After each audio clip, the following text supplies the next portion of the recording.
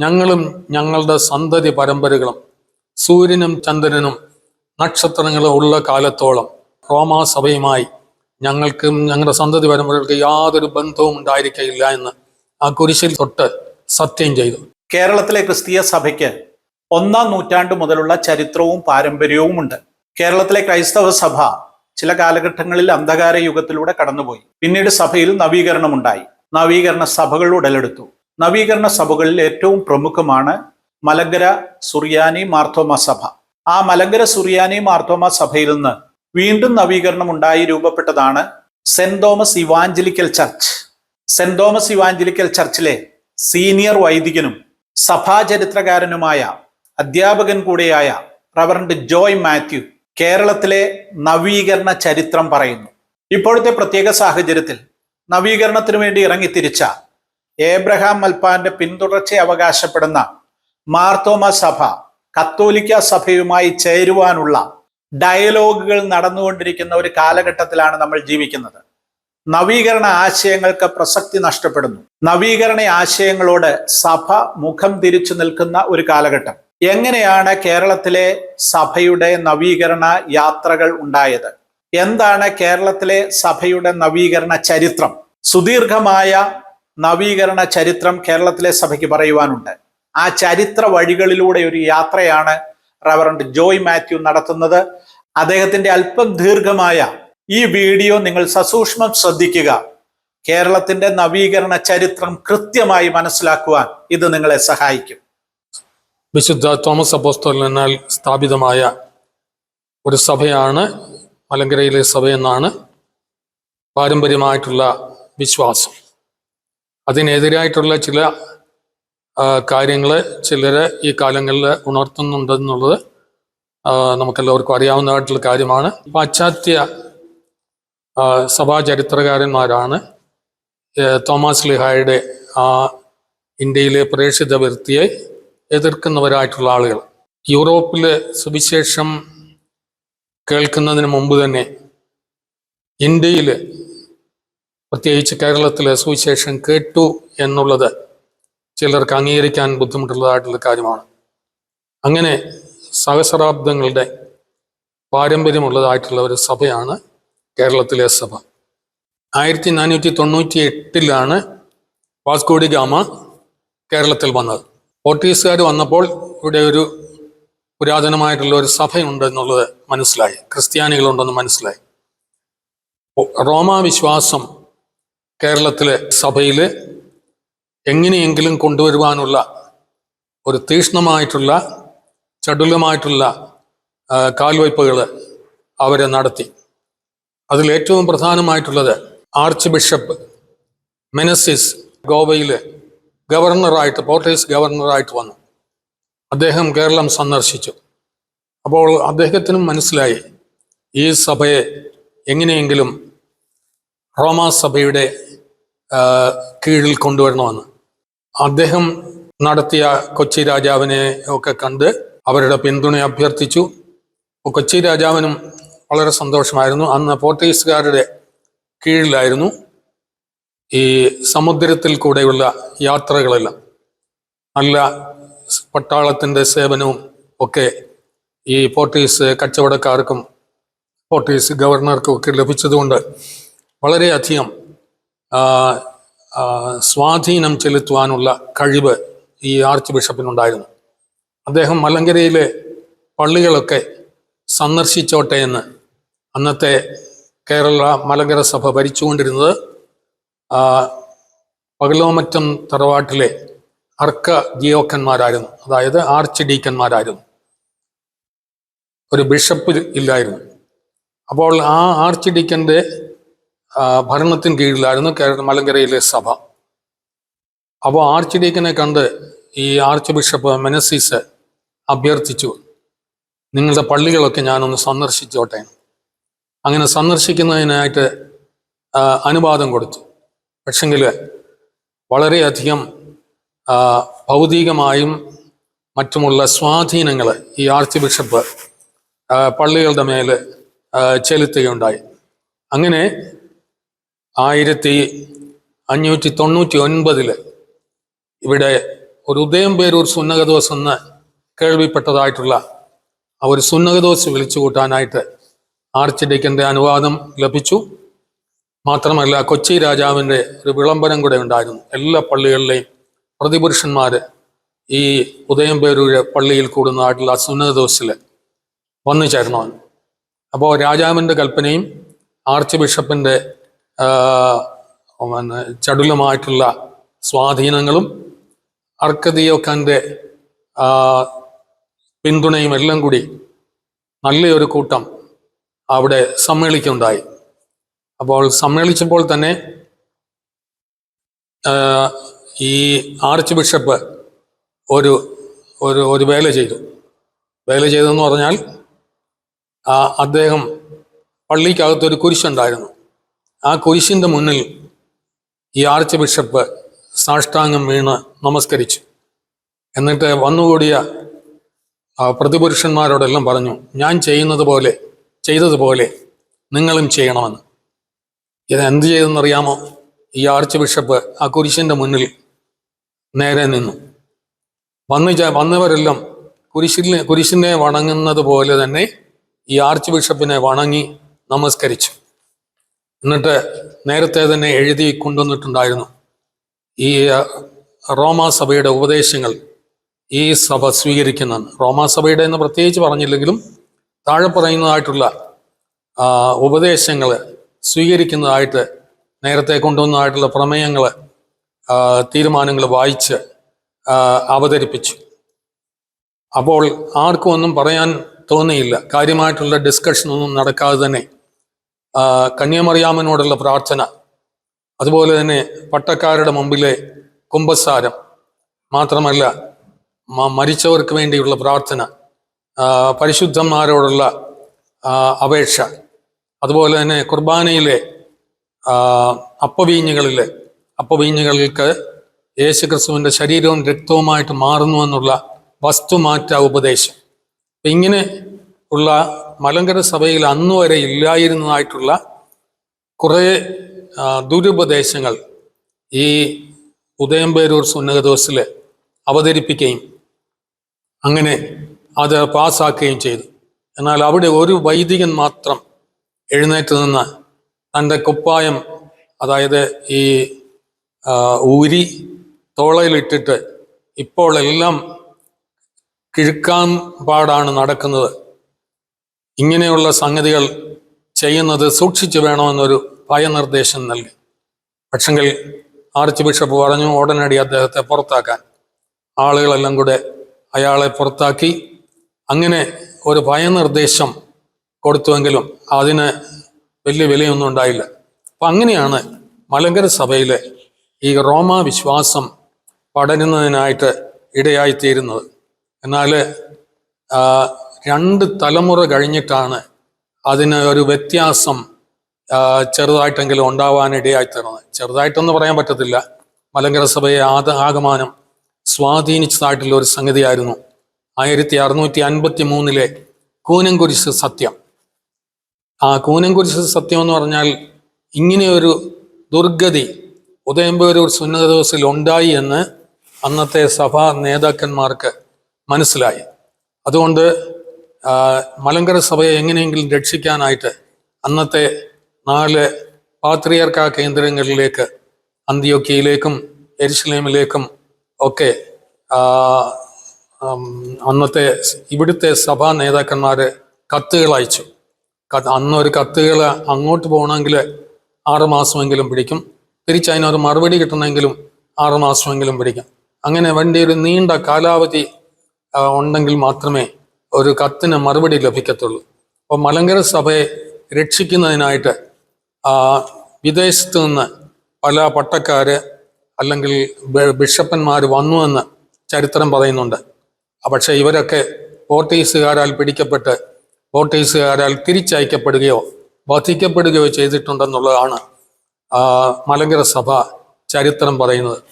അപ്പം അങ്ങനെ ആരും ഇവരെ സഹായിക്കാനായിട്ട് പിന്നീട് ഒരു മെത്രാൻ വന്നതായിട്ട് ചരിത്രമുണ്ട്. ആ മെത്രാനെ പോർട്ടുഗീസുകാർ പിടിച്ച് അവരെ ആ മെത്രാനെ വകവരുത്തിയെന്നുള്ള ഒരു ശ്രുതി ഇവിടെ പരക്കെ ഉണ്ടായി മലങ്കര സഭയിൽ ആകമാനം. ആ ശ്രുതി കേട്ട് മലങ്കര സഭയിലെ ആളുകൾ ആകമാനം ഇളകി. അങ്ങനെയാണ് അന്നത്തെ തോമസ് അർക്കദിയോക്കാൻ എന്ന് പറഞ്ഞ ആർച്ച് മലങ്കര സഭ ഭരിച്ചുകൊണ്ടിരുന്നത്. അപ്പോൾ എങ്ങനെയെങ്കിലും ഈ ഇദ്ദേഹത്തെ വകവരുത്തി എന്നുള്ളതായിട്ടുള്ള ശബ്ദം കേട്ടപ്പോൾ അതിന് പകരം ചോദിച്ചേ മതിയാവൂ എന്ന് പറഞ്ഞ് ഇവിടെ നിന്ന് ധാരാളം ആളുകൾ, ആയിരക്കണക്കിന് ആളുകൾ പോർട്ടുഗീസുകാരോട് പകരം ചോദിക്കാനായിട്ട്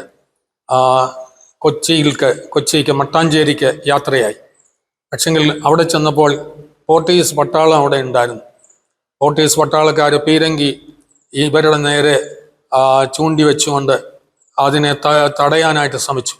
അപ്പോൾ അവിടെ അടുക്കുന്നത് ശരിയല്ലെന്ന് ബോധ്യമായി അവർ അതിൽ നിന്ന് പിന്തിരിഞ്ഞു. പക്ഷെങ്കിൽ പോർട്ടുഗീസുകാരോട് പകരം ചോദിക്കുന്നതിന് പകരം മട്ടാഞ്ചേരി പള്ളിയിൽ അവരെല്ലാം കൂടി അവിടെ ഒരു കുരിശുണ്ടായിരുന്നു. ആ കുരിശിന് കൂനൻ കുരിശെന്ന് ആയിരുന്നു അതിൻ്റെ പേര്. ആ കുരിശയിൽ അങ്ങനെ പേര് വരാൻ കാരണം അത് കുരിശ പണ്ട് നാട്ടിയപ്പോൾ തന്നെ ഒരു കൽക്കുരിശായിരുന്നു. അത് അല്പം ചരിഞ്ഞായിരുന്നു നിന്നിരുന്നത്. അതുകൊണ്ട് കൂനൻ കുരിശെന്ന് പേരായി എന്ന് ഒരു വിഭാഗം ആളുകൾ പറയുന്നുണ്ട്. അല്ല, ഉണ്ടാക്കിയപ്പോൾ തന്നെ കൽക്കുരിശ് കൃത്യം ഉണ്ടാക്കിയപ്പോൾ അതിനൊരു ഇച്ചിരി വളവുണ്ടായിരുന്നു. ആ വളവ് പ്രമാണിച്ചാണ് ഇതിന് കൂനൻ കുരിശെന്ന് പേര് വന്നതെന്ന് വേറൊരു കൂട്ടം ആളുകളും പറയുന്നുണ്ട്. എന്തായാലും കൂനൻ കുരിശ്, ആ കുരിശയിൽ എല്ലാവർക്കും കൂടെ തൊടാനായിട്ട് പറ്റത്തില്ലല്ലോ. അതുകൊണ്ട് ആ കുരിശിൽ നിന്ന് 4 സൈഡിലേക്കും കയറുകൾ കെട്ടി ആ കയറിൽ തൊട്ടുകൊണ്ട് പിടിച്ചുകൊണ്ട് അന്നത്തെ ആ കൂടിയ ജനം മുഴുവനും കൂടെ സത്യം ചെയ്തു, ഞങ്ങളും ഞങ്ങളുടെ സന്തതി പരമ്പരകളും സൂര്യനും ചന്ദ്രനും നക്ഷത്രങ്ങളും ഉള്ള കാലത്തോളം റോമാ സഭയുമായി ഞങ്ങൾക്കും ഞങ്ങളുടെ സന്തതി പരമ്പരകൾക്ക് യാതൊരു ബന്ധവും ഉണ്ടായിരിക്കില്ല എന്ന് ആ കുരിശിൽ തൊട്ട് സത്യം ചെയ്തു. അതാണ് പ്രസിദ്ധമായ 1653 കൂനൻ കുരിശ് സത്യം എന്നറിയപ്പെടുന്നത്. പക്ഷെങ്കിൽ ഞാൻ പറഞ്ഞല്ലോ, 2 തലമുറകളോളം എടുക്കേണ്ടി വന്നു. 1599 ഉദയംപേരൂർ സുന്നഹദോസ് നടന്നത്. 1653 കൂനൻ കുരിശ് സത്യം ഉണ്ടാവുന്നതിനായിട്ട് ഇടയായിത്തീർന്നത്. അപ്പോൾ അങ്ങനെ മലങ്കര സഭ ഇവിടെ വിച്ഛേദിച്ചുവെങ്കിലും, ബന്ധം വിച്ഛേദിച്ചുവെങ്കിലും, അന്ന് ആ കൂടിയ ദിവസം തന്നെ ഒരു ബിഷപ്പില്ലായിരുന്നു, ഒരു പുതിയ ബിഷപ്പിനെ വാഴിക്കണമെന്ന്. അത് അന്നത്തെ തോമസ് അർക്കദിയോക്കാനെ 12 അച്ഛന്മാർ ചേർന്ന്, 12 കശീശന്മാർ ചേർന്ന് കൈവച്ച് 1-ാം മാർത്തോമയായിട്ട് വാഴിച്ചു. എന്നാൽ പോർട്ടുഗീസുകാരും റോമാസഭയും വെറുതെ ഇരുന്നില്ല. 12 അച്ഛന്മാർ കൂടി ഒരു ബിഷപ്പിനെ വാഴിച്ചാൽ ആ ബിഷപ്പ് സ്ഥാനം സാധുതയുള്ളതല്ല, അദ്ദേഹം നടത്തുന്ന കർമ്മങ്ങളും സാധുതയുള്ളതല്ല എന്നുള്ള പ്രചരണം അഴിച്ചുവിട്ടു. അപ്പോൾ ഇവർക്ക്, മലങ്കരയിലെ ആളുകൾക്ക് ഒരു സംശയമുണ്ടായി, ഇവർ പറയുന്നത് നേരാണോ അല്ലയോ എന്നുള്ളത്. ഇതിനെ സംബന്ധിച്ച് അന്ന് ഞാൻ നേരത്തെ പറഞ്ഞല്ലോ, അന്നുണ്ടായിരുന്നതായിട്ടുള്ള പാർക്കിക കേന്ദ്രങ്ങളിലേക്ക് ഇങ്ങനെയൊരു പ്രശ്നമുണ്ട്, അതിനെ സംബന്ധിച്ച് നിങ്ങളുടെ അഭിപ്രായം അറിയിക്കണമെന്ന് പറഞ്ഞ് അറിയിച്ചു. യെരുശലേമിലെ പാത്രിയർക്കീസിൻ്റെ ഒരു കത്ത് വളരെ നാളുകൾക്ക് ശേഷം വന്നു. ഈ 1-ാം മാർത്തോമായ്ക്ക് ബിഷപ്പിനടുത്തതായിട്ടുള്ള കർമ്മങ്ങൾ ചെയ്യാനുള്ള അധികാരം കൊടുത്തും അന്നത്തെ അതിന് അധികാര പത്രത്തിന് പറയുന്നത് സ്താത്തിക്കോൻ എന്ന, അങ്ങനെ ഒരു സ്താത്തിക്കോനും കൊടുത്ത് അയക്കുകയുണ്ടായി. ഈ രേഖ ഒരു ഏതാനും വർഷങ്ങൾക്ക് മുമ്പ് വീണ്ടും കണ്ടുകിട്ടുന്നതിനായിട്ട് ഇടയായി തീർന്നിട്ടുണ്ട്. അത് തോഴിയൂർ സ്വതന്ത്ര സുറിയാനി സഭയുടെ ലൈബ്രറിയിൽ ഈ രേഖ ഇരിപ്പുണ്ട്. മലയാള മനോരമ പത്രം അത് റിപ്പോർട്ട് ചെയ്യുകയും ചെയ്തിട്ടുണ്ട്. അപ്പം അങ്ങനെയുള്ള ഒരു പശ്ചാത്തലമാണ് മലങ്കര സഭയ്ക്ക് ഉണ്ടായിരുന്നത്. ഒരു പുതിയ തുടക്കം 1-ാം മാർത്തോമായുടെ. ഞാൻ നേരത്തെ പറഞ്ഞല്ലോ, ഇങ്ങനെ വരാനായിട്ട് ഈ പല സ്ഥലങ്ങളിലേക്ക് കത്തുകൾ അയച്ചെങ്കിലും മറുപടി വരാനായിട്ട് അല്പം താമസിച്ചു. ആ ഇടയ്ക്കാണ് അന്ത്യോക്യയിൽ നിന്ന് മാർ ഗ്രിഗോറിയോസ് എന്ന് പറയുന്നതായിട്ടുള്ള ഒരു മെത്രാൻ കേരളം സന്ദർശിക്കുകയുണ്ടായി. ഈ എഴുത്ത് കിട്ടിയിട്ടൂടെ ആയിരിക്കാം. അപ്പോൾ ഈ പ്രശ്നത്തിന് ഒരു പരിഹാരം ഉണ്ടാക്കുന്നതിന് വേണ്ടിയിട്ട് മലങ്കര സഭയിലെ ഈ ഒന്നാം മാർത്തോമ്മ ഈ മാർ ഗ്രിഗോറിയോസിൽ നിന്ന്, അന്ത്യോക്യയിലെ ഈ ഗ്രിഗോറിയോസിൽ നിന്ന് വീണ്ടും കൈവപ്പ് സ്വീകരിച്ചു. അങ്ങനെയാണ് റോമാ സഭയുടെ നുകത്തിൽ നിന്ന് കുതറി മാറി യാക്കോബായ സഭയുടെ ആ നുകത്തിലേക്ക് മലങ്കര സഭ മാറുന്നതിനായിട്ട് ഇടയായിത്തീർന്നത്. അപ്പോൾ അത് മൂലം യാക്കോബായക്കാർ ഇവിടെ വന്നപ്പോൾ അവർക്ക് ഇവിടെ അവരുടെ ഏകദേശം എല്ലാ ഉപദേശങ്ങളും ഈ റോമാ സഭയിൽ ഇവിടുത്തെ ആളുകൾ ഇവിടെ മിക്കവാറും ധാരാളം നടപ്പിലാക്കിയിട്ടുണ്ട്. അപ്പോൾ അങ്ങനത്തെ ഒരു പ്രതിസന്ധിയിലാണ് ഈ മലങ്കര സഭ മുന്നോട്ട് പോകാനായിട്ട് ഇടയായിത്തീർന്നത്. എന്നാൽ വർഷങ്ങൾക്ക് ശേഷം, അതായത് 1806 ക്ലോഡിയസ് ബുക്കാനാൻ എന്ന് പറയുന്നതായിട്ടുള്ള CMS മിഷണറി കേരളം സന്ദർശിക്കുന്നതിനായിട്ട് ഇടയായിത്തീർന്നത്. അദ്ദേഹം ചെങ്ങന്നൂര്, പെരുമ്പാവൂര്, റാന്നി മുതലായ പള്ളികളിൽ ഈ ക്ലോഡിയസ് ബുക്കാനാൻ സന്ദർശിക്കുകയുണ്ടായി. അപ്പോൾ ബുക്കാനാന്റെ സന്ദർശനത്തിന്റെ ഫലമായിട്ട് അദ്ദേഹത്തിന് മനസ്സിലായി ഇതൊരു പുരാതന സഭയാണെന്നും എന്നാൽ ധാരാളം ഉപദേശ പിശകുകൾ ഉണ്ടെന്നും ക്ലോഡിയസ് ബുക്കാനാന് മനസ്സിലായി. അന്നത്തെ ഒരു ഇവിടുത്തെ ചെങ്ങന്നൂര് ഉള്ള ഒരു അച്ഛനുമായിട്ട് ഈ ക്ലോഡിയസ് ബുക്കാനാൻ സംസാരിക്കുകയും അദ്ദേഹത്തിൻ്റെ പള്ളികൾ സന്ദർശിക്കുകയും ചെയ്തതായിട്ടുള്ള അവസരത്തിൽ ഈ പ്രായമുള്ള അച്ഛൻ പറഞ്ഞെന്നാ പറയുന്നത്, ഞങ്ങളുടേത് നാശത്തിൻ്റെ വക്കിൽ അല്ലെങ്കിൽ നിൽക്കുന്നതായിട്ടുള്ള ഒരു സഭയാണെന്ന്. ഉടനെ ക്ലോഡിയസ് ബുക്കാനാൻ അതിന് മറുപടിയായിട്ട് പറഞ്ഞത്, വേദപുസ്തകം കാത്തു സൂക്ഷിക്കുന്ന ഒരു സഭയും നശിച്ചു പോകുകയില്ല എന്ന് ഈ അദ്ദേഹം അതിന് മറുപടി പറഞ്ഞു. അതിൻ്റെ ഫലമായിട്ട് അദ്ദേഹം CMS സഭയ്ക്ക്, അതായത് ഇംഗ്ലണ്ടിലെ സഭയ്ക്ക് ഈ ക്ലോഡിയസ് ബുക്കാനാൻ എഴുത്തുകൾ അയക്കുകയും ഇങ്ങനെ ഈ സഭയെ എങ്ങനെയെങ്കിലും രക്ഷിക്കുന്നതിന് ആവശ്യമായിട്ടുള്ള കാര്യങ്ങൾ ചെയ്യണമെന്ന് അദ്ദേഹം ആവശ്യപ്പെട്ടതനുസരിച്ച്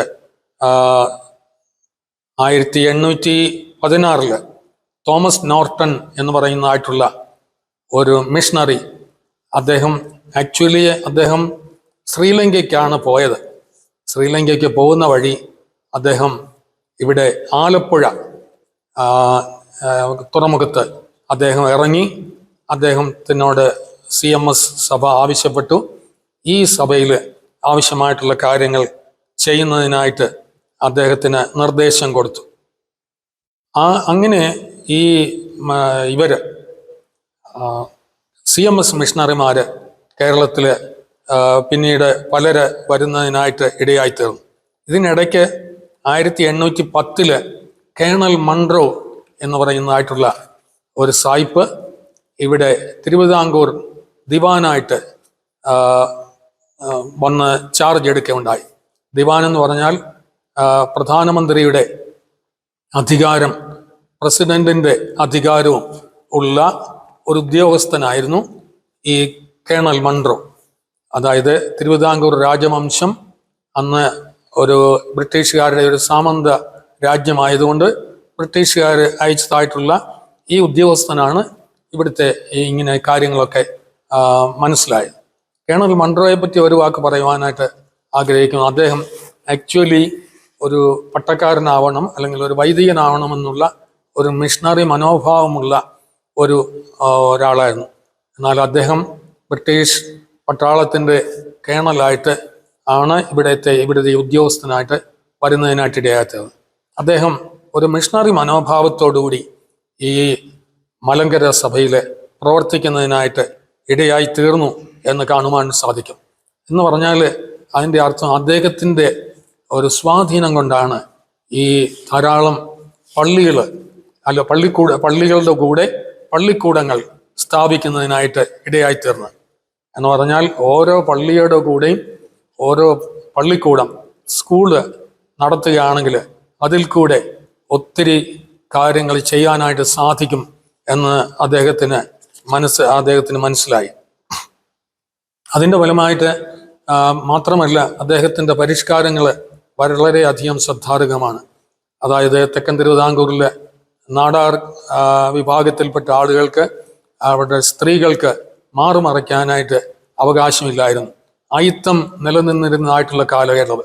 അപ്പോൾ ഈ മിഷണറിമാര് ഈ സ്കൂളുകളിലും മറ്റും എല്ലാ സ്കൂളുകളിലും പാവപ്പെട്ടവരെ അല്ലെങ്കിൽ താണജാതിക്കാർക്ക് അഡ്മിഷൻ കൊടുത്തു.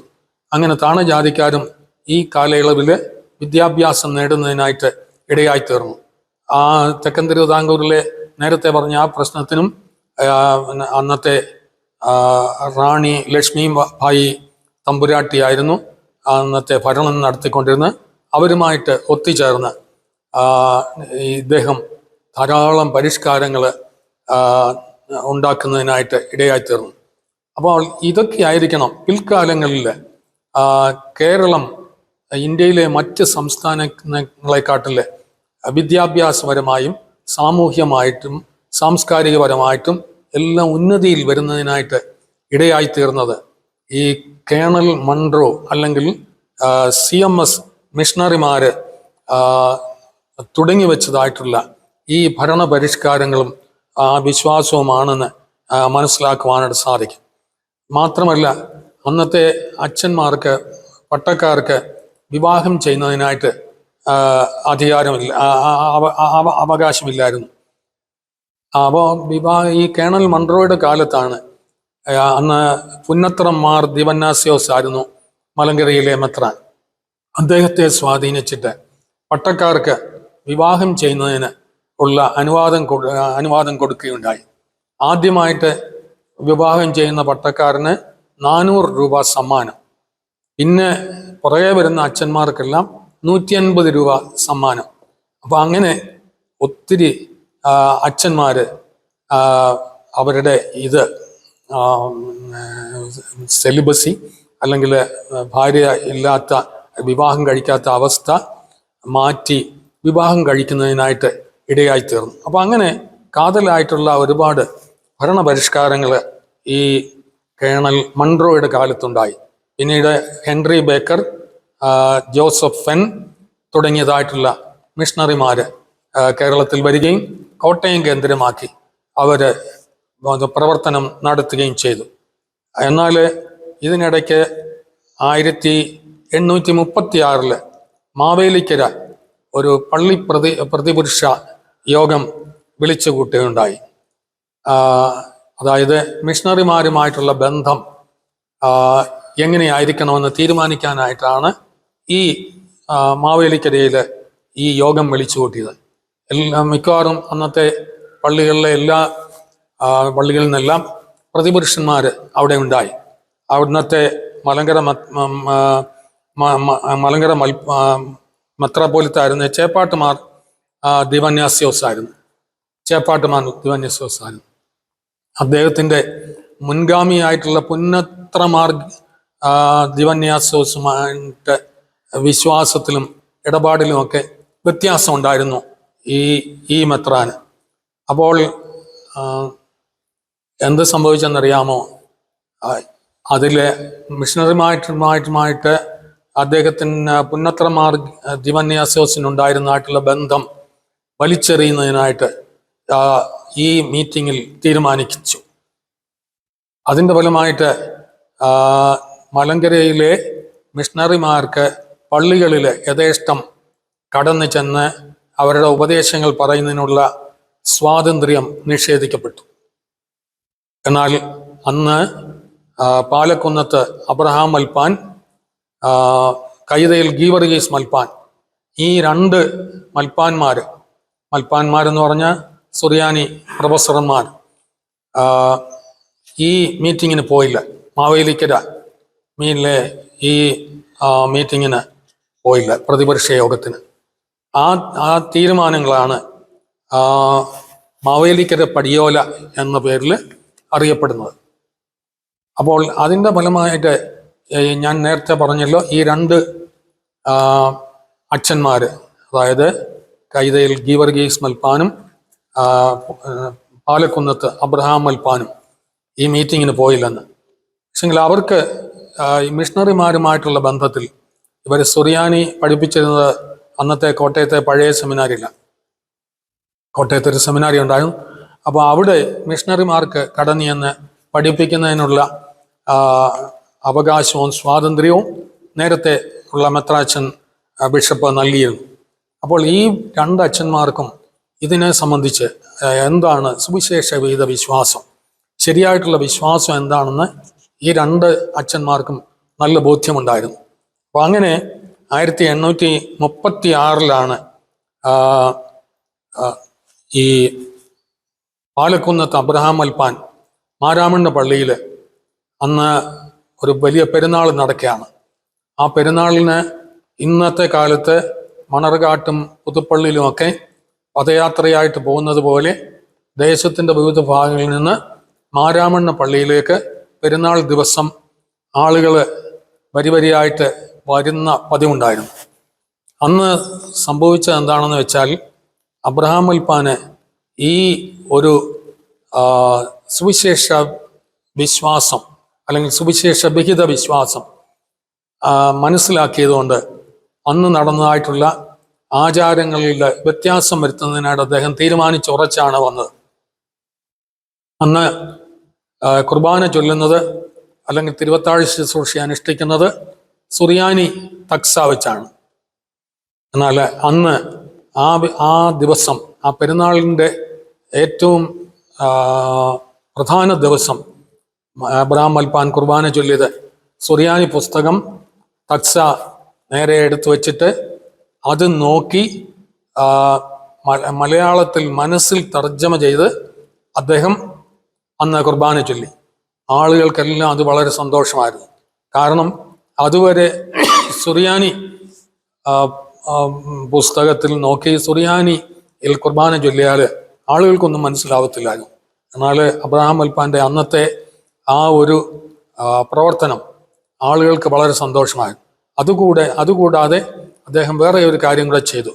അതായത് പണ്ടെങ്ങോ വിദേശത്ത് നിന്ന് വന്ന ഒരു മെത്രാൻ്റെ പ്രതിമ പള്ളിക്കകത്ത് വെച്ച് ആ പള്ളിയിൽ ആ പ്രതിമയ്ക്ക് വണങ്ങുകയും ആ പ്രതിമ പള്ളിക്ക് ചുറ്റും പ്രദക്ഷിണം വയ്ക്കുന്നതായിട്ടുള്ള ഒരു പതിവുണ്ടായിരുന്നു പ്രധാന ദിവസം. എന്നാൽ അബ്രഹാം മൽപ്പാൻ എല്ലാവരുടെയും മുൻപിൽ വെച്ച് ആ മുത്തപ്പൻ എന്നാണ് പറയുന്നത്, ആ മെത്രാന്റെ പ്രതിമയെ മുത്തപ്പൻ എന്ന് പറഞ്ഞായിരുന്നു ആരാധിച്ചുകൊണ്ടിരുന്നത്. ആ മുത്തപ്പന്റെ പ്രതിമ എടുത്ത് ആ പള്ളി കോമ്പൗണ്ടിലുള്ള ഒരു കിണറ്റിൽ ഇട്ട് നശിപ്പിച്ചു കളഞ്ഞു. ആളുകളൊന്നും പ്രതികരിച്ചില്ല. ആളുകൾക്ക് അവരോട് പ്രതികരിക്കാഞ്ഞതിൻ്റെ കാരണം എന്നാന്ന് വെച്ചാൽ, അബ്രഹാം മൽപ്പാൻ ഒരു മൽപ്പാൻ എന്നുള്ള, അതായത് സുറിയാനി പ്രൊഫസർ എന്നുള്ള സ്ഥാനം, അധികാരം അദ്ദേഹത്തിന് ഉണ്ടായിരുന്നു. മൽപ്പാൻ സ്ഥാനം മാത്രമല്ല, അദ്ദേഹത്തിൻ്റെ ഹൃദയപരമാർത്ഥത, വിശ്വസ്തത, ദൈവാശ്രയം, ഇങ്ങനെയുള്ള ഒത്തിരി ഗുണങ്ങൾ ഉള്ളതായിട്ടുള്ള ഒരു മൽപ്പാനായിരുന്നു അബ്രഹാം മൽപ്പാൻ. അതുകൊണ്ട് ഇദ്ദേഹത്തിൻ്റെ ഈ പ്രവൃത്തിയെ അന്ന് കൂടിയ ജനങ്ങൾ മുഴുവനും സർവ്വത അംഗീകരിക്കുകയുണ്ടായി. അങ്ങനെയാണ് മാർത്തോമാ സഭ ഒരു നവീകരണം സഭയായിട്ട് രൂപം പ്രാപിക്കുന്നതിനായിട്ടുള്ള ബീജാവാപം ചെയ്തതെന്നുള്ളത് നമുക്ക് മനസ്സിലാക്കുവാൻ സാധിക്കും. അബ്രഹാം മൽപ്പാൻ്റെ ഈ പ്രവർത്തനം ഈ മധ്യ തിരുവിതാംകൂറിൽ മാത്രമല്ല, മറ്റ് സ്ഥലങ്ങളിലും അതിൻ്റെ സ്വാധീനം ഭയങ്കരമായിട്ട് ഉണ്ടായി. അന്നത്തെ ഒത്തിരി ആളുകൾ ഈ അബ്രഹാം മൽപ്പാൻ്റെ കാലടികളെ പിന്തുടരുന്നതിനായിട്ട് ഇടയായിത്തീർന്നു. അതായത് നേരത്തെയൊക്കെ കുർബാന ചൊല്ലിയിട്ട് പോകും, സുറിയാനി ചൊല്ലിയിട്ട് പോകും, ആർക്കും ഒന്നും മനസ്സിലാവത്തില്ല, ഇങ്ങനെ പോകുമായിരുന്നു. എന്നാൽ അബ്രഹാം മൽപ്പാൻ ഈ കുർബാന മലയാളത്തിലാക്കിയതിന് മാത്രമല്ല, മലയാളത്തിൽ ഒരു ചെറിയ പ്രസംഗം കൂടെ ചെയ്യുന്നതിനായിട്ട് ഇടയായിത്തീർന്നു. ഞായറാഴ്ച ആചരണം യാതൊരു കോട്ടവും കൂടാതെ തൻ്റെ പള്ളിയിലുള്ള തൻ്റെ കീഴിലുള്ള എല്ലാവരും ഞായറാഴ്ച ആചരണം അനുഷ്ഠിക്കണമെന്ന് അദ്ദേഹം കർശനമായ നിർദ്ദേശം കൊടുത്തു. മാത്രമല്ല, ഞായറാഴ്ച ഉച്ച കഴിഞ്ഞ് എല്ലാ പള്ളികളിലും വീടുകളിൽ കേന്ദ്രമാക്കി പ്രാർത്ഥന കൂട്ടങ്ങൾ ക്രമീകരിക്കുന്നതിനായിട്ട് ഇടയായിത്തീർന്നു. മാത്രമല്ല, സൺഡേ സ്കൂൾ ആരംഭിച്ചു. അപ്പൊ അങ്ങനെ അബ്രഹാം വൽപ്പാന്റെ ഭരണപരിഷ്കാരങ്ങളെ അന്നത്തെ ഈ പ്രദേശങ്ങളിലെല്ലാം വളരെയധികം സ്വാധീനം ചെലുത്തിയുണ്ടായി. വളരെയധികം സ്വാധീനം ചെലുത്തി. കുടുംബ പ്രാർത്ഥന നടത്തണമെന്ന് അദ്ദേഹം എല്ലാ ആളുകളോടും നിർദ്ദേശം കൊടുക്കുകയുണ്ടായി.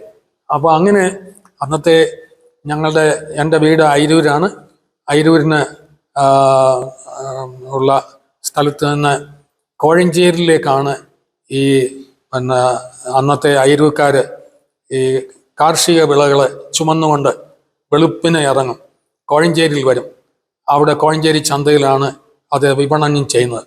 അങ്ങനെ വരുമ്പോൾ ഞങ്ങളുടെ പിതാക്കന്മാരൊക്കെ വല്യപ്പച്ചന്മാരൊക്കെ പറഞ്ഞു കേട്ടിട്ടുണ്ട്, അതായത് അയിരൂർ നിന്ന് ഇങ്ങനെ കോഴഞ്ചേരി വരെ വെളുപ്പിനെ എഴുന്നേറ്റ് നടക്കുമ്പോൾ അതായത് ഈ ഭാഗത്തുള്ള എല്ലാ വീടുകളിലും കുടുംബ പ്രാർത്ഥനയുടെ പാട്ടുകൾ കേൾക്കാമെന്ന്. അപ്പം അങ്ങനെ അതിൻ്റെ അകത്തിൽ സാമൂഹ്യപരമായിട്ടും ആത്മീയമായിട്ടും സാംസ്കാരികപരമായിട്ടുമുള്ള ആ വ്യത്യാസം നമുക്ക് അതുമൂലം മനസ്സിലാക്കുവാനായിട്ട് സാധിക്കും. അതായത് ദൈവവചനത്തിൻ്റെ പ്രാധാന്യം, ദൈവവചനമാണ് ഇതിൻ്റെ എല്ലാത്തിലും പ്രാധാന്യമേറിയത്. ഞാൻ നേരത്തെ പറഞ്ഞല്ലോ, സീമേഴ്സ് മിഷണറിമാര് കേരളത്തിൽ വന്നിട്ട് അന്ന് സുറിയാനിയിലുള്ള പുതിയ നിയമത്തിൻ്റെ 4 സുവിശേഷങ്ങളുടെ പ്രതികൾ മാത്രമേ അങ്ങും ഇങ്ങുമൊക്കെ ഉള്ളൂ. അത് സാധാരണക്കാർക്ക് വായിച്ചാൽ മനസ്സിലാകത്തുമില്ല. ചില അച്ഛന്മാർക്കൊക്കെ വായിച്ച് മനസ്സിലാക്കും, അവര് അത് പ്രസംഗത്തിൽ കൂടെ ഒക്കെ പറയത്തേ ഉള്ളായിരുന്നു. എന്നാൽ CMS മിഷണറിമാർ വന്നാണ് മലയാളം വേദപുസ്തകം തർജ്ജമ ചെയ്യുന്നതിനും അത് അച്ചടിപ്പിക്കുന്നതിനുള്ള പ്രസ്സും മറ്റും സ്ഥാപിച്ച് ആദ്യത്തെ 4 സുവിശേഷങ്ങൾ തർജ്ജമ ചെയ്ത് മലയാളത്തിൽ തർജ്ജമ ചെയ്ത് ബോംബെയിൽ കൊണ്ടുപോയാണ് അച്ചടിച്ചതെന്നാണ് പറയപ്പെടുന്നത്. അപ്പൊ അങ്ങനെ ദൈവവചനത്തിന് ഈ പ്രാധാന്യമുണ്ടായി.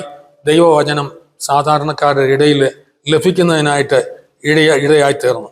ഇതിൻ്റെ ഫലമായിട്ട് ആഴമായിട്ടുള്ള പാപബോധം മനുഷ്യർക്ക് ഉണ്ടായി. അന്നത്തെ ഉപദേശിമാരും അന്നത്തെ അച്ഛന്മാരും ഒക്കെ പ്രസംഗിച്ച് ആഴമായിട്ടുള്ള പാപബോധമുണ്ടായി. രക്ഷിക്കപ്പെടുന്നതിൻ്റെ ആവശ്യകത അന്നത്തെ സാധാരണക്കാർക്ക് മനസ്സിലായതായിട്ട് മനസ്സിലാക്കുവാൻ സാധിക്കും. മാത്രമല്ല, രക്ഷിക്കപ്പെടാത്തവരെ കുറിച്ചുള്ള ഭാരം അന്നത്തെ ജനങ്ങൾക്ക് ഉണ്ടായി.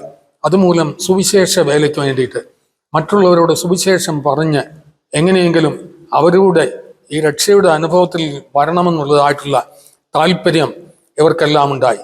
മാത്രമല്ല, അവർക്ക് പരിശുദ്ധാത്മാവിലുള്ള സന്തോഷം, രക്ഷിക്കപ്പെട്ട ആളുകൾക്കറിയാം രക്ഷയുടെ സന്തോഷം, അവർക്ക് ലഭിക്കാൻ പോകുന്നതും അവർക്ക് ലഭിച്ചുകൊണ്ടിരിക്കുന്നതുമായിട്ടുള്ള സന്തോഷവും സമാധാനവും നിത്യരക്ഷയും അതെല്ലാം ഓർത്ത് വളരെയധികം രക്ഷയുടെ സന്തോഷം, പരിശുദ്ധാത്മാവിലുള്ള സന്തോഷം അവർക്ക് ഉണ്ടായി. അതുമാത്രമല്ല, ജീവിത വിശുദ്ധി, അതായത് അന്നത്തെ ആളുകളുടെ ജീവിത വിശുദ്ധി എന്ന് പറഞ്ഞാൽ എടുത്തു പറയത്തക്കതാണ്. അതായത് ഞാൻ കേട്ടിട്ടുള്ളത്, ഞങ്ങളുടെ നാട്ടിൽ നിന്നൊക്കെ കോഴഞ്ചേരിയിൽ നിന്നും അയിരൂരിൽ നിന്നും ഈ മധ്യ തിരുവിതാംകൂറിൽ നിന്നും അന്നത്തെ കാർഷിക വിളകൾ വിൽപ്പന നടത്തിയിരുന്നത് ആലപ്പുഴയാണ്. അതായത് കെട്ടുവള്ളങ്ങളിൽ മേൽ ആലപ്പുഴയ്ക്ക് കൊണ്ടുപോകും. അതായത് അവിടെ ഹിന്ദു വിഭാഗത്തിലുള്ള കച്ചവടക്കാരാണ് ആലപ്പുഴയിൽ അന്ന് പ്രധാനികൾ. അതായത് ഇവിടെ നിന്ന് വരുന്ന ക്രിസ്ത്യാനികളായിട്ടുള്ള ആളുകൾ കൊണ്ടുചെല്ലുന്നതായിട്ടുള്ള കുരുമുളക്, കൊപ്ര, മറ്റ് കാർഷിക വിളകൾ, ഇതൊക്കെ മത്തായി മാപ്പിള കൊണ്ടുവന്നതല്ലേ, എടുത്തിട്ടേര് എന്ന് പറയുമായിരുന്നു. അതായത് ഇവർ പറയുന്നതാണ് ഇത്ര തൂക്കം, ഇത്ര തുലാം ഉണ്ടെന്ന് പറഞ്ഞാൽ അന്നത്തെ ഹിന്ദു കച്ചവടക്കാര് അത് വീണ്ടും തൂക്കാൻ പോകത്തില്ലായിരുന്നു. കാരണം ഇവരെ പറ്റി അങ്ങനെ ഒരു ധാരണ, നല്ല ഇവർ സത്യസന്ധരാണ്, കള്ളം പറയത്തില്ല എന്നൊരു ധാരണയുണ്ടായിരുന്നു. അപ്പം അങ്ങനെയുള്ള ഒരു വലിയ ഈ വ്യത്യാസം ഈ അന്നത്തെ സുറിയാനി ക്രിസ്ത്യാനികളുടെ ഇടയിൽ മലങ്കരയിലെ ക്രിസ്ത്യാനികളുടെ ഇടയിൽ ഈ നവീകരണം കൊണ്ടുണ്ടായി. അതിങ്ങനെ പടർന്നു പിടിച്ചു. മാത്രമല്ല സ്വമേധാദാനം, അതായത് സ്വമേധയായിട്ട് പണ്ടൊക്കെ ആദ്യകാലത്ത് പള്ളികളിൽ മരിച്ചവർക്ക് വേണ്ടി പ്രാർത്ഥിക്കുന്നതിന് ഇത്ര ഫീസ്, അല്ലെങ്കിൽ അവരുടെ ശ്രാദ്ധം നടത്തുന്നതിന് ഇത്ര ഫീസ്, ഓരോന്നിനും ഫീസ് നിശ്ചയിച്ച് ആ ഫീസ് കൊണ്ടാണ് അച്ഛന്മാരും മറ്റും ചെലവിന് കഴിഞ്ഞുകൊണ്ടിരുന്നത്. എന്നാൽ നവീകരണത്തിൻ്റെ ഫലമായിട്ട് ജനങ്ങൾ ധാരാളമായിട്ട് സുവിശേഷ വേലയ്ക്ക് വേണ്ടി ദൈവദാസന്മാർക്ക്, സുവിശേഷന്മാർക്ക് കൊടുക്കുന്നതിനായിട്ടുള്ള വലിയ താല്പര്യമുണ്ടായി. ആ കൊടുക്കുന്നത് കൊണ്ട്, അങ്ങനെ ധാരാളമായിട്ട് കൊടുക്കുന്നതുകൊണ്ട് യാതൊരു കുഴപ്പവും യാതൊരു കുറവും അവർക്ക് വരികയില്ല എന്നുള്ളത് അവർക്ക് മനസ്സിലായി. 1878 അയിരൂരിൽ പള്ളിയിൽ 18 അച്ഛന്മാർ കൂടി ഈ നവീകരണ ആശയങ്ങൾ അവരുടെ ഈ അച്ഛന്മാരുടെ പള്ളികളിലെല്ലാം പ്രാവർത്തികമാക്കുന്നതിന് തീരുമാനം ചെയ്തതായിട്ട് സഭാ ചരിത്രത്തിൽ പറയുന്നുണ്ട്. അപ്പം ഞാൻ പറഞ്ഞത് എന്തിനാണെന്ന് വെച്ചാൽ, അങ്ങനെയുള്ള ഒരു തുടക്കമാണ് ഈ നവീകരണ സഭയ്ക്ക് ഉണ്ടായിരുന്നത്. അതായത് ആ നവീകരണ സഭ മരിച്ചവർക്ക് വേണ്ടിയുള്ള പ്രാർത്ഥന ഇല്ലായിരുന്നു, പരിശുദ്ധന്മാരോടുള്ള പ്രാർത്ഥന ഇല്ലായിരുന്നു, അതുപോലെ കന്യാമറിയാമനോടുള്ള പ്രാർത്ഥന മലങ്കര സഭയിൽ ഇല്ലായിരുന്നു. പിന്നെ കുർബാനയിലെ അപ്പവീഞ്ഞകൾ യേശു ക്രിസ്തുവിൻ്റെ ശരീരവും രക്തവുമായിട്ട് മാറുന്നു എന്നുള്ളതായിട്ടുള്ള വിശ്വാസവും മലങ്കര സഭയിൽ ഈ നവീകരണ സഭയ്ക്ക് അതെല്ലാം ഉപേക്ഷിച്ച് ഒരു പുതിയ തുടക്കം ഈ മാർത്തോമാ സഭയായിട്ട് മാറി തുടങ്ങിയതായിട്ടാണ് ചരിത്രത്തിൽ. അങ്ങനെ അബ്രഹാം മൽപ്പാന്റെ നവീകരണത്തോടുകൂടി ആണ് മാർത്തോമാ സഭയുടെ ആരംഭം ഉണ്ടായത്. മധ്യ തിരുവിതാംകൂറിലെ അനേക ഇടങ്ങളിൽ ഈ നവീകരണത്തിൻ്റെ സ്വാധീനം, അതിൻ്റെ അലയൊലികൾ ആഞ്ഞടിക്കുകയും ധാരാളം ആളുകൾ മാർത്തോമാ സഭയുമായിട്ടുള്ള ബന്ധത്തിൽ മുന്നോട്ട് വരുന്നതിനായിട്ട് ഇടയായിത്തീർന്നു.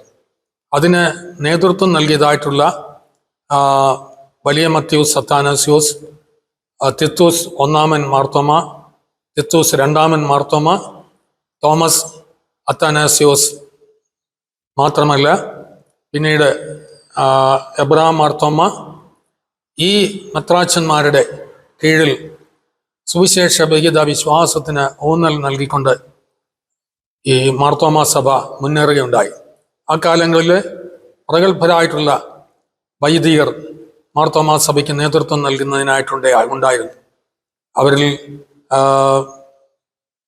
പ്രധാനികളായിട്ടുള്ള ഏതാനും ചിലരെ അയിരൂരച്ഛൻ, അതുപോലെ തന്നെ അങ്ങനെയുള്ള കുറേ അച്ഛന്മാർ ഈ സുവിശേഷ വിഹിത വിശ്വാസത്തിന് വേണ്ടി നേതൃത്വം നൽകി. ധാരാളം സുവിശേഷകരും അതിന് നേതൃത്വം നൽകാനായിട്ട് ഉണ്ടായിരുന്നു.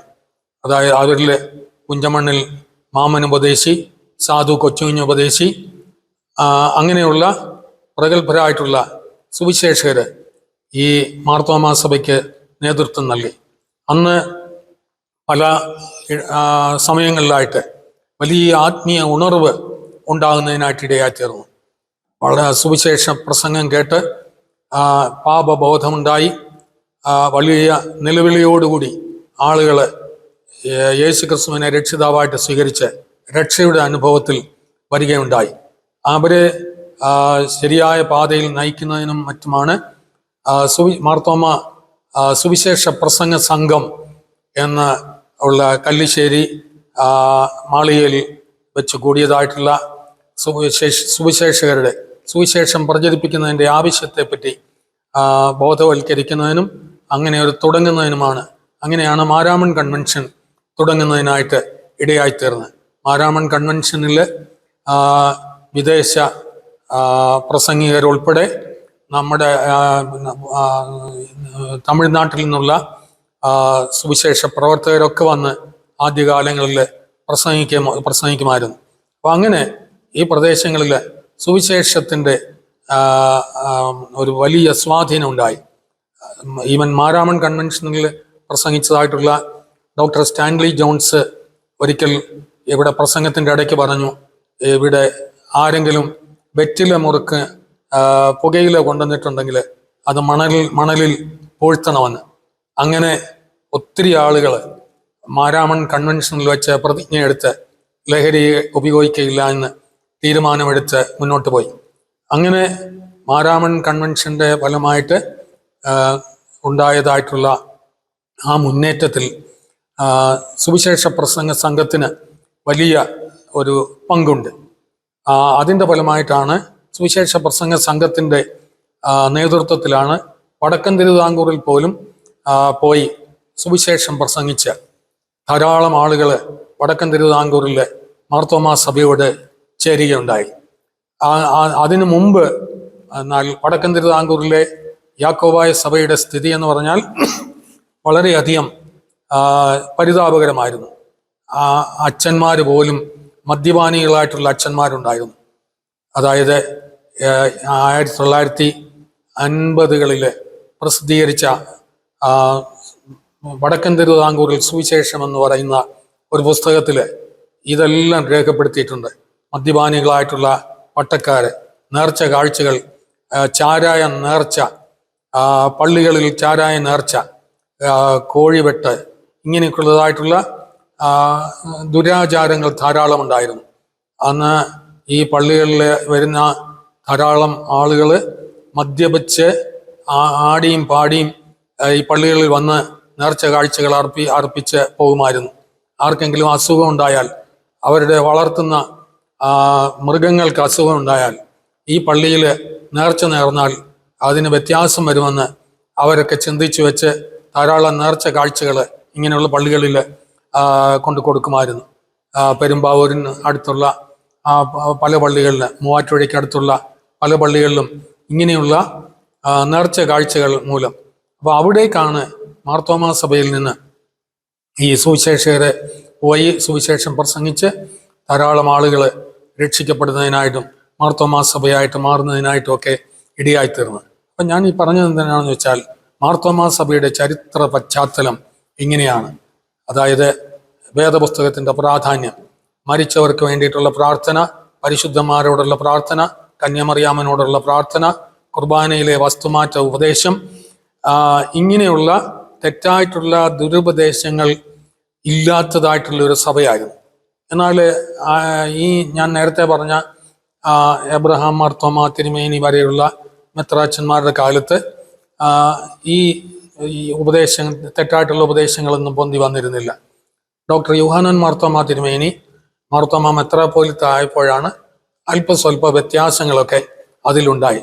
സുവിശേഷ വിഹിത വിശ്വാസത്തിൽ നിന്ന് അല്പമെങ്കിലും വ്യത്യാസം വന്നാൽ വലിയ മാറ്റം ഉപദേശത്തിലുണ്ടാവും.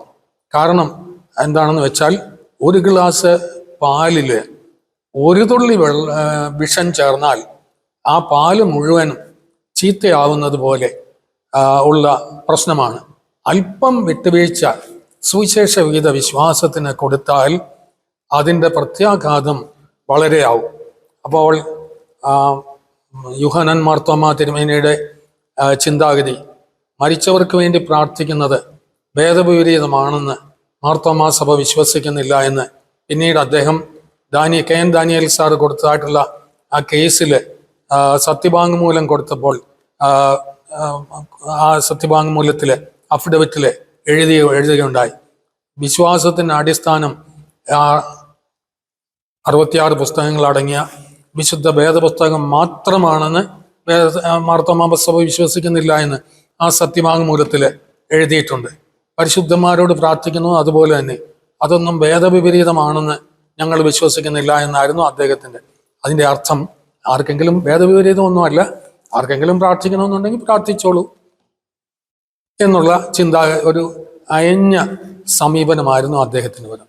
അതിൻ്റെ ഫലമായിട്ട് KN ദാനിയേൽ സാറ് അന്ന് മാർത്തോമാ മെത്രാപ്പോലിത്തയായ സഭയ്ക്ക് ഇതരനാക്കണമെന്നുള്ള നിലയിൽ കോട്ടയം ജില്ലാ കോടതിയിൽ ഒരു കേസ് ഫയൽ ചെയ്യുകയുണ്ടായി.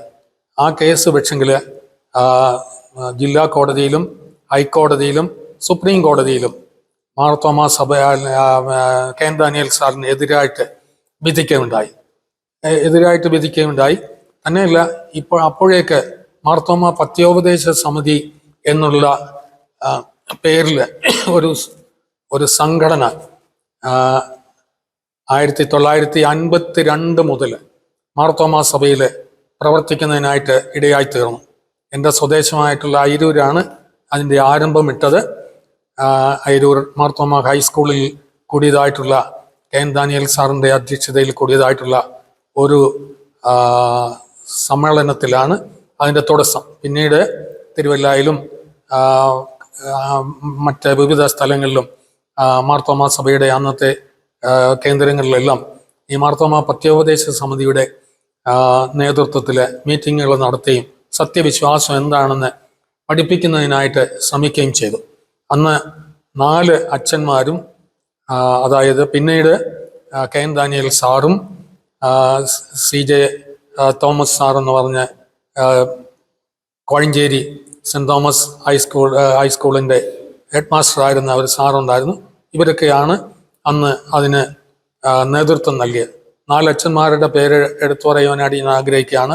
ഇവാഞ്ചലിക്കൽ സഭയുടെ ബിഷപ്പായിട്ട് പിന്നീട് വന്ന ബിഷപ്പ് ജോൺ വർഗീസ് അന്ന് മാർത്തോമാ സഭയിലെ അച്ഛനായിരുന്നു. P.I. മത്തായി എന്ന് പറയുന്ന നാട്ടിലുള്ള പുലാവുങ്കലച്ചൻ അന്ന് മാർത്തോമ സഭയിലെ ഒരു വൈദികനായിരുന്നു. K.O. ജോണച്ചൻ എന്ന് പറയുന്നതായിട്ടുള്ള പിന്നീട് മാർത്തോമ ഇവാഞ്ചലിക്കൽ സഭയിലെ സഭാ സെക്രട്ടറി ആയ K.O. ജോണച്ചൻ, C.M. വർഗീസ് അച്ഛൻ കൊട്ടാരക്കരക്കാരൻ. അങ്ങനെ 4 അച്ഛന്മാര് ഈ പത്യോപദേശ സമിതിക്ക് നേതൃത്വം നൽകി. എന്നാൽ അത് യോഹന്നാൻ മാർത്തോമായെ ധിക്കരിക്കുകയാണ്, മാർത്തോമാ സഭയെ തെറ്റിദ്ധരിപ്പിക്കുകയാണെന്ന് പറഞ്ഞ് ഈ 4 അച്ഛന്മാരെ ആദ്യം സസ്പെൻഡ് ചെയ്യുകയും പിന്നീട് അവരെ സഭയിൽ നിന്ന് ബഹിഷ്കരിക്കുകയും മുടക്കുകയും ചെയ്തു യോഹന്നാൻ മാർത്തോമാ തിരുമേനി. അപ്പോൾ ഈ 4 അച്ഛന്മാരെ പിന്തുടർന്നവരായിട്ടുള്ള, അല്ലെങ്കിൽ അവരെ വിശ്വസിച്ച് ഈ പ്രസ്ഥാനത്തിന് ചുമൽ കൊടുത്തതായിട്ടുള്ള മാർത്തോമ പത്യോപദേശ സമിതിയുടെ ആൾക്കാർ അവര് എന്ത് ചെയ്യണമെന്നറിയാൻ വയ്യാതെ അവര് വിഷമിച്ചു. അതായത് അവർക്ക് നേതൃത്വം നൽകിയതായിട്ടുള്ള 4 അച്ഛന്മാരെ മാർത്തോമാ സഭ മുടക്കി പുറന്തള്ളി. അപ്പോൾ അവർക്കൊരു സഭയില്ല. ബാക്കി ഇവിടെ നിൽക്കുന്നവർക്ക് ഒരു സഭയുണ്ട്. അപ്പോൾ എന്ത് ചെയ്യണമെന്ന് ആലോചിച്ചതിൻ്റെ ഫലമായിട്ട് ആണ് 1960കളുടെ അവസാനത്തിൽ കുറ്റാലം റോക്ക് ഹോൾ ബംഗ്ലാവിൽ, അതായത് തമിഴ്നാട്ടിൽ, ഈ പത്യോപദേശ സമിതിക്ക് നേതൃത്വം നൽകുന്നവരുടെയും പ്രതിനിധികളുടെ എല്ലാം കൂടെ ഒരു മീറ്റിംഗ് വിളിച്ചു കൂട്ടി. അവിടെ വെച്ചാണ് ഈ അച്ഛന്മാർക്ക് ഒരു സഭയില്ലാതായി.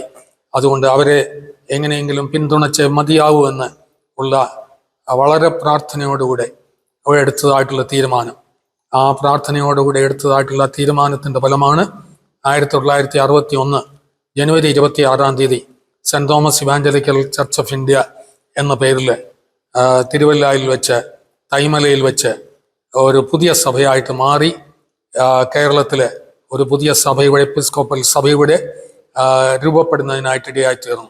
അന്ന് നേരത്തെ പറഞ്ഞതുപോലെ 1-ാം മാർത്തോമായെ വാഴിച്ചപ്പോൾ 12 അച്ഛന്മാർ കൂടി കൈവച്ചാണ് വാഴിച്ചതെന്ന് ഞാൻ നേരത്തെ പറഞ്ഞല്ലോ. എന്നാൽ മാർത്തോമാ സഭയിൽ നിന്ന് അല്ലെങ്കിൽ വേറെ ഏതെങ്കിലും എപ്പിസ്കോപ്പൽ സഭകളിൽ നിന്നും ഒരു ബിഷപ്പിനെ വാഴിക്കാനുള്ള, ഇവാഞ്ചലിക്കൽ സഭയ്ക്ക് ഒരു ബിഷപ്പിനെ വാഴിക്കാനുള്ള ഒരു ബിഷപ്പ് വന്നു ചേരുകയില്ലെന്ന് ബോധ്യം വന്നപ്പോൾ 12 അച്ഛന്മാർ, മാർത്തോമാ സഭയിലെ 12 അച്ഛന്മാർ കൈവച്ച് bishop K.N. Oommen, bishop P. John Varghese എന്നീ 2 ബിഷപ്പന്മാരെ ആദ്യത്തെ ഉദ്ഘാടന ദിവസം തന്നെ ബിഷപ്പന്മാരായിട്ട് വാഴിച്ച്, അങ്ങനെയാണ് ഇവാഞ്ചലിക്കൽ സഭയുടെ തുടക്കം.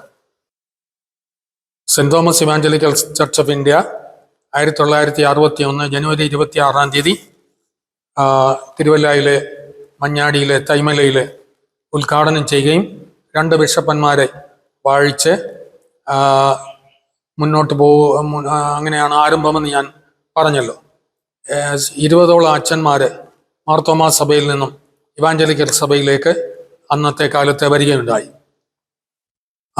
അന്ന് തൈമലയിൽ തുടങ്ങിയതായിട്ടുള്ള ആ സഭ ഇന്ന് ഇന്ത്യയിൽ ആകമാനം അന്നൊരു മലയാളം മാത്രം സംസാരിക്കുന്ന ഒരു സഭയായിരുന്നു സെന്റ് തോമസ് ഇവാഞ്ചലിക്കൽ സഭയിലെ അംഗങ്ങൾ. എന്നാൽ ഇന്ന് ഇന്ത്യയുടെ 19 സംസ്ഥാനങ്ങളിൽ ഇവാഞ്ചലിക്കൽ സഭയുടെ മിഷണറിമാർ 650 പ്രവർത്തകരോളം ഇവാഞ്ചലിക്കൽ സഭയുടെ അച്ഛന്മാരും സുവിശേഷകരും കൂടി ഇന്ന് ഇന്ത്യയിൽ ആകമാനം പ്രവർത്തിക്കുന്നുണ്ട്. ഒരു ബൈബിൾ കോളേജ് JMBC, അതായത് ചെന്നൈയിൽ പ്രവർത്തിക്കുന്നു. ഈ ഇന്ത്യയിലെ പല സംസ്ഥാനങ്ങളിൽ നിന്നും ഉള്ള വിദ്യാർത്ഥികൾ ഭാഷാ വ്യത്യാസം കൂടാതെ അവിടെ പഠിച്ച് സഭയുടെ പ്രവർത്തനത്തിൽ മാത്രമല്ല മറ്റ് വിവിധ സംഘടനകളിൽ അവിടെ പഠിച്ചതായിട്ടുള്ള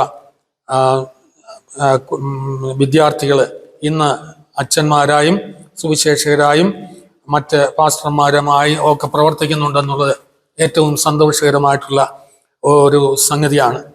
ഞാൻ നേരത്തെ പറഞ്ഞല്ലോ, മലയാളം മാത്രം സംസാരിക്കുന്ന സഭയായിരുന്നു. എന്നാൽ ഇന്ന് Tamil Nadu mission, Karnataka mission, Gujarat mission, Hindi belt mission, ഇങ്ങനെയുള്ള ഓരോ സംസ്ഥാനങ്ങൾക്ക് വേണ്ടിയിട്ടും ഓരോ മിഷനുകൾ സ്ഥാപിച്ച് അതിന് നേതൃത്വം കൊടുക്കുന്ന അച്ഛന്മാരും സുവിശേഷകരുമായെല്ലാം കൂടി ധാരാളം മലയാളം സംസാരിക്കുന്ന മലയാളികളെക്കാട്ടിൽ കൂടുതൽ അന്യഭാഷ, മലയാളം അല്ലാത്ത ഭാഷകൾ സംസാരിക്കുന്ന വിശ്വാസികൾ ഇന്ന് ഇവാഞ്ചലിക്കൽ സഭയ്ക്ക് ഉണ്ട് എന്നുള്ളത് എടുത്തു പറയത്തക്കതായിട്ടുള്ള ഒരു സംഗതിയാണ്.